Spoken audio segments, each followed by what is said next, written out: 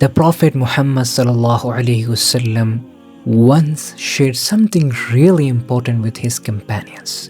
He said, "The thing I fear most for you is the minor shirk," meaning the smaller forms of associating partners with Allah subhanahu wa ta'ala. The companions were concerned and asked, "O Messenger of Allah, what is this minor shirk you are talking about?" He explained, "It is showing off, doing good deeds not purely for Allah subhanahu wa ta'ala, but to impress people." Then he described what will happen on the day of judgment when Allah subhanahu wa ta'ala rewards people for their actions.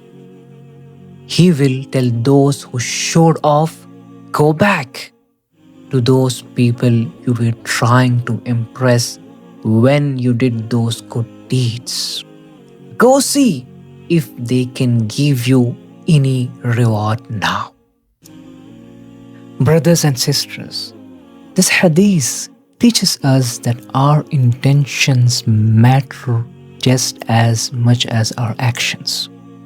When we pray, give charity, or do anything good, we need to ask ourselves, am I doing this sincerely for Allah subhanahu wa ta'ala's pleasure?